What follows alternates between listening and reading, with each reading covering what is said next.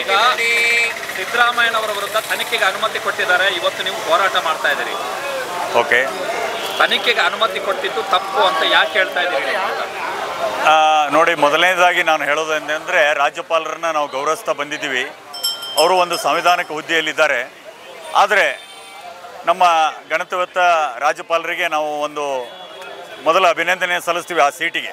ಆದರೆ ಈಗ ಮಾಡ್ತಕ್ಕಂಥ ಏನು ಈ ಕುತಂತ್ರ ಇದೆಯಲ್ಲ, ಈ BJP ಮತ್ತು JDSನವರು ನಮ್ಮ ಜಾತ್ಯತೀತ ನಾಯಕರಾಗಿರ್ತಕ್ಕಂಥ ಸನ್ಮಾನ್ಯ ಸಿದ್ದರಾಮಯ್ಯನವ್ರನ್ನ ಇಳಿಸೋದ್ರ ಮೂಲಕ ಮತ್ತೆ ಜಾತೀಯತೆಗೆ ಒಂದು ನಾಂದಿಯನ್ನು ಹಾಡ್ತಾ ಇದ್ದಾರೆ ಇವರು.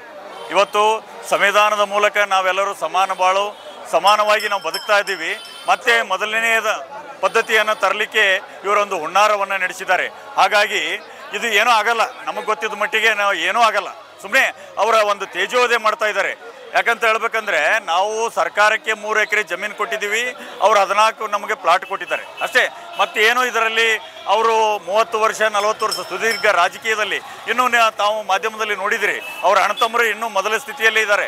ಅವರೇನು ದುಡ್ಡು ಮಾಡಬೇಕಾದ್ರೆ ಸಾಕಷ್ಟು ಮಾಡ್ಬೋದಾಗಿತ್ತು. ಇದೇ ಯಡಿಯೂರಪ್ಪನವರು ದುಡ್ಡು ಮಾಡೋಕೆ ಹೋಗಿ ಸಿಗಿಬಿದ್ದು ಜೈಲಿಗೆ ಹೋಗ್ಲಿಲ್ವಾ? ಇವ್ರದ್ದೆಲ್ಲ ಹಗರಣ ಇಲ್ವಾ? ಆದರೆ ನಾವು ಯಾರಿಗೂ ದೂರಕ್ಕೆ ಹೋಗಲ್ಲ. ಆದರೆ ಒಬ್ಬ ಜಾತ್ಯತೀತ ನಾಯಕನ ತೇಜೋವಧೆ ಮಾಡೋಕ್ಕೆ ನಡೆಸಕ್ಕಂಥ ನಾಟಕ ಹೊರತು ಇದು ರಾಜಕೀಯ ಏನೂ ಇಲ್ಲ ಇದರಲ್ಲಿ.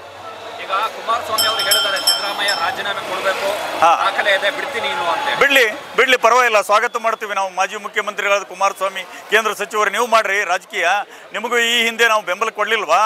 ಅದನ್ನು ಅಂದ್ರೆ ಕೆಲಸ ಮುಗಿದ ಮೇಲೆ ನೀವು ಏನಾದರೂ ಮಾಡ್ತೀರಾ? ಆದರೆ ನಾವು ಅದಕ್ಕೆ ಜಗ್ಗುದಿಲ್ಲ, ಬಗ್ಗುದಿಲ್ಲ. ಆದರೆ ನೀವು ಮಾಡಿರ್ತಕ್ಕಂಥ JDS ಮತ್ತು BJP ಅವರು ನೀವು ಏನಾದರೂ ಮಾಡಿದ್ದು ಈ ದೇಶಕ್ಕೆ ಏನಾದರೂ ಬೇಕಲ್ಲ. ಉಳುವವನೇ ಒಡೆಯ ಮಾಡಿದಂಗಂತ ಇಂದಿರಾ ಗಾಂಧಿ ಅವರ ಕಾನೂನು ಇವತ್ತಿಗಿದೆ. ಯಾರು ಪೆನ್ಷನ್ ಇದ್ದಿದ್ದಿಲ್ಲ ಅವತ್ತು ಆ ಕಷ್ಟ ಕಾಲದಲ್ಲಿ 50-100 ರೂಪಾಯಿ ಕೊಟ್ಟು ಇಂದಿರಾ ಗಾಂಧಿ ಸಾಕಿದ್ರು. ಇವತ್ತು ನಾನು ಬಸವಸಾಗರ ಡ್ಯಾಮ್ ಸುರಪುರ ಮತಕ್ಷೇತ್ರದಿಂದ ಬಂದೀನಿ. ಬಸವಸಾಗರ ಡ್ಯಾಮ್ ನಾವು ಕಟ್ಟಿದ್ವಿ, ಆಲಮಟ್ಟಿ ಡ್ಯಾಮ್ ನಾವು ಕಟ್ಟಿದ್ವಿ, ಹೊಸಪೇಟೆ ಡ್ಯಾಮ್ ನಾವು ಕಟ್ಟಿದ್ವಿ, ಕನ್ನಂಬಾಡಿ ನಾವು ಕಟ್ಟಿದ್ವಿ. ನಿಮ್ಮದು ಏನಾದರೂ ಕೊಡುಗೆ ಇದೆ ಇಲ್ಲಿ? ಸರ್ಕಾರಿ ಶಾಲೆಗಳನ್ನು ನಾವು ಕಟ್ಟಿದ್ವಿ. ನಮ್ಮ ಶಾಲೆಯಲ್ಲಿ ನೀವೆಲ್ಲ ಓದ್ಕೊಂಡ್ರಿ ಈ ಹಿಂದೆ. ಸನ್ಮಾನ್ಯ ದೇವೇಗೌಡರಾಗಲಿ, ಮೋದಿ ಆಗಲಿ, ಇವತ್ತು ಯಡಿಯೂರಪ್ಪರಾಗಲಿ ಓದಿಕೊಂಡು ಇವತ್ತು ನಮ್ಮಲ್ಲಿರ್ತಕ್ಕಂಥ ನಾವು ದೇಶಕ್ಕೆ ಸೇವೆಯನ್ನು ಮಾಡ್ತಾ ಬಂದೀವಿ, ಇವತ್ತು ಮಾಡ್ತಾ ಇದ್ದೀವಿ. 5 ಗ್ಯಾರಂಟಿಗಳನ್ನು ಕೊಟ್ಟು ಜನಸಾಮಾನ್ಯರ ಕಷ್ಟ ಕಾರ್ಪಣ್ಯಗಳಿಗೆ ನಾವು ಸ್ಪಂದಿಸ್ತಾ ಇದ್ದೀವಿ. ಇಂಥ ಒಂದು ಇದನ್ನು ನೀವು ಮೆಚ್ಚಬೇಕು. ವಿರೋಧ ಪಕ್ಷ ಅಂತಂದರೆ ವಿರೋಧಕ್ಕೆ ವಿರೋಧ ಮಾಡಿರಿ, ಆದರೆ ಈ ಒಳ್ಳೆತನ ಮಾಡಿದರೂ ಕೂಡ ಬೆಂಬಲ ಕೊಡದೆ ನೀವು ರಾಜಕೀಯ ಮಾಡ್ತಾ ಇದ್ದೀರಲ್ಲ, ಇದನ್ನೇ ನಿಮ್ಮದು ತೇಜೋವಧೆ ಮಾಡುವಂಥ ಪ್ರಯತ್ನ ಅಲ್ವಾ ಅಂತ ನಾನು ಅವ್ರಿಗೆ ಕ್ವಶನ್ ಹಾಕ್ತೀನಿ. ಈಗ BJP ಮತ್ತು JDSನವರು ಹೇಳ್ತಾ ಇದ್ದಾರೆ ಸಿದ್ದರಾಮಯ್ಯನವರು ಜೈಲಿಗೆ ಹೋಗ್ತಾರೆ. ಸಾಧ್ಯನೇ ಇಲ್ಲ. ನಾವೇನು ತಪ್ಪು ಮಾಡಿಲ್ಲ, ಜೈಲಿಗೆ ಹೋಗಿಲ್ಲ. ಇಡೀ ಕರ್ನಾಟಕ ಜನತೆ ಅವ್ರ ಹಿಂದೆ ಈ ಅಹಿಂದ ವರ್ಗವನ್ನು ಅವರು ಏನು ನಮ್ಮಲ್ಲಿ ಒಡಕನ್ನು ಮಾಡೋದಕ್ಕೋಸ್ಕರ ಇದನ್ನೊಂದು ಹುನ್ನಾರ ನಡೆಸಿದ್ದಾರೆ ಹೊರತು ಇದರಲ್ಲಿ ಯಾವುದೇ ಉರುಳಿಲ್ಲ. ಈಗ ನಿಖಿಲ್ ಕುಮಾರಸ್ವಾಮಿ ಅವರು ಕೂಡ ಸಿದ್ದರಾಮಯ್ಯ ರಾಜೀನಾಮೆ ಕೇಳ್ತಾ ಇದ್ದಾರೆ, ಏನಂತೀರಿ? ಪರವಾಗಿಲ್ಲ, ಆ ಯುವಕರು ಒಳ್ಳೆಯದು. ಆದರೆ ನೀವು ರಾಜಕೀಯದಲ್ಲಿ ಇನ್ನೂ ಪ್ರಬುದ್ಧ ಇಲ್ಲ. ನಮ್ಮನ್ನ ರಾಜೀನಾಮೆ ಕೇಳುವಂಥ ನಿಮ್ಮ ತಂದೆಯವರು ಕೇಳ್ತಾರಲ್ಲ, ಅವರಿಗೆ ನಾವು ಉತ್ತರ ಕೊಡ್ತೀವಿ. ಪರವಾಗಿಲ್ಲ, ನೀವು ಯುವಕರು ಬೆಳೀರಿ. ಆದರೆ ಈ ರೀತಿ ತಪ್ಪು ಸಂದೇಶದ ಮೂಲಕ ನೀವು ಇದು ಮಾಡಬೇಡ್ರಿ. ಯುವಕರು ರಾಜಕೀಯವಾಗಿ ಬೆಳೀರಿ, ಇನ್ನೂ ಕಲೀರಿ ಅದ್ರ ಬಗ್ಗೆ. ಅದಕ್ಕೆ ಸಿದ್ದರಾಮಯ್ಯನವ್ರನ್ನ ರಾಜೀನಾಮೆ ಕೇಳುವಷ್ಟು ನೀವು ಪ್ರಬುದ್ಧ ಅಲ್ಲ ಅಂತ ನಾ ಈ ವೇದಿಕೆ ಮುಖಾಂತರ ಹೇಳ್ತೀನಿ. ಇನ್ನೂ ಬೆಳೀತಾ ಇದೀವಿ, ಆದರೆ ಆ ಲೆವೆಲ್ಲಿಗೆ ಇನ್ನೂ ಕಾನೂನಿನ ಅರಿವು ಇಲ್ಲ. ಅವರು ಓದಿಕೊಂಡವರು, ಕಾನೂನು ಗೊತ್ತಿದ್ದವರು, ವಕೀಲ ವೃತ್ತಿ ಮಾಡಿದವರು ಅವರು ಸಿದ್ದರಾಮಯ್ಯವರು. ಅದಕ್ಕೆ ಅವ್ರ ಬಗ್ಗೆ ಮಾತಾಡ್ತಕ್ಕಂಥ ಅವ್ರ ಬಗ್ಗೆ ನಿಮಗೆ ಗೌರವ ಇರಲಿ. ಯಾಕಂದ್ರೆ ನಾವು ಮಾಡ್ತಕ್ಕಂಥದ್ದು BJP JDS ಕಾಂಗ್ರೆಸ್ ಅಂತಲ್ಲ, ಸರ್ವ ಜನರಿಗೆ 2,000 ರೂಪಾಯಿ ಕೊಡುವಂಥ ಕೆಲಸ ಮಾಡೀವಿ. ಬಸ್ನಲ್ಲಿ ಕೇವಲ ಕಾಂಗ್ರೆಸ್ಸಿಗರು ಓಡಾಡೋಂಗಿಲ್ಲ, ಇಡೀ ಎಲ್ಲ ಜನ ಓಡಾಡ್ತದೆ. ಹಾಗಾಗಿ ಪ್ರತಿಯೊಂದು ನಾವು ಜನಸಾಮಾನ್ಯರಿಗೆ ಕೊಡುವಂಥ ಕೆಲಸ ಮಾಡಿ ಹೊರತು ಬೇರೆ ನಮ್ಮ ಪಕ್ಷಕ್ಕೋಸ್ಕರ ನಾವು ಮಾಡಿಲ್ಲ. ಇದು ಜನಸಾಮಾನ್ಯರಿಗೆ ಅನುಕೂಲವಾಗುವಂಥ ಏನಾದರೂ ಪಕ್ಷ ಇದ್ದರೆ 125 ವರ್ಷ ಇತಿಹಾಸ ಇರತಕ್ಕಂಥ ಪಕ್ಷ ಏನಾದರೂ ಇದ್ರೆ ಕಾಂಗ್ರೆಸ್ ಪಕ್ಷ.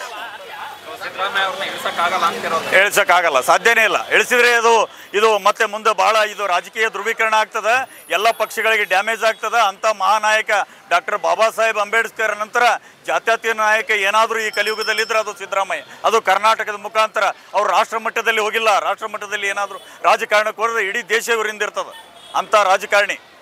ಈಗ ಸಿದ್ದರಾಮಯ್ಯನವರು ಮೊನ್ನೆ ಕಾಂಗ್ರೆಸ್ ಶಾಸಕರ ಸಭೆಯಲ್ಲಿ ಹೇಳಿದ್ದಾರೆ, ನಮ್ಮ ಸರ್ಕಾರವನ್ನು ಉರುಳಿಸುತ್ತೀವಿ ಅಂತೇಳಿ ಮೋದಿ ಮತ್ತೆ ಶಾಗೆ ಕುಮಾರಸ್ವಾಮಿ ಅವರು ಮಾತು ಕೊಟ್ಟು ಬಂದಿದ್ದಾರೆ. ಪಕ್ಕ ಇದು ನಡೆದಿದೆ, ಕುತಂತ್ರ ಇಲ್ಲ ಅಂತಲ್ಲ, ಅದನ್ನು ನಾವು ಒಪ್ಕೋತೀವಿ. ಯಾಕಂತಂದರೆ ಅದನ್ನು ಮಾಡ್ಬೇಕಂತೇಳಿ ಇವರು ಬೇರೆದಕ್ಕೆ ಮನೆಯಂಗಿಲ್ಲ. ಇನ್ನೂ 10-15 ವರ್ಷ ಇವ್ರದೇ ಸರ್ಕಾರ ಇರುತ್ತೆ ಅಂತ ಸ್ಕೀಮ್ಗಳನ್ನು ತಂದಾರೆ.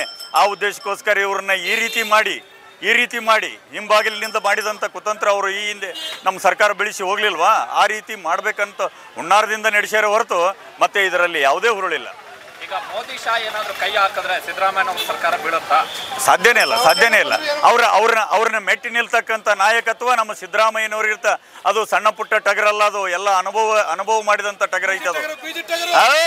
ಸಿದ್ದರಾಮಯ್ಯ ಅವರು ಸಾಮಾನ್ಯರಲ್ಲ. ಯಾಕಂದ್ರೆ ಅಳಿದು ತೂಗಿ ರಾಜಕಾರಣ ಮಾಡತಕ್ಕಂಥವ್ರು, ಯಾರಿಗೆ ದ್ವೇಷ ಮಾಡೋರಲ್ಲ, ಯಾವುದೇ ಜಾತಿ ಮತಕ್ಕೆ. ಈ ತಡ್ರಿ ಅಹಿಂದ ವರ್ಗದ ಒಬ್ಬ ನಾಯಕ ಅವರು. ನಾವು ನಮ್ಮ ಇಡೀ ಅಹಿಂದ ವರ್ಗದ ಸಂಬಂಧಿಕರಂತ ಹೇಳ್ತೀನಿ ನಾನು. ಯಾಕಂತಂದ್ರೆ ಜಾರಕಿಹೊಳಿ, ಮಾದೇವಪ್ಪ, MB ಪಾಟೀಲ್, ಹಿಂಗೆ ಎಲ್ಲ ಸರ್ವ ಜನಾಂಗ ಎಲ್ಲ 136 ಸೀಟ್ ಕರ್ನಾಟಕ ಜನತೆ ಏನು ಉತ್ತರಿಲ್ಲ.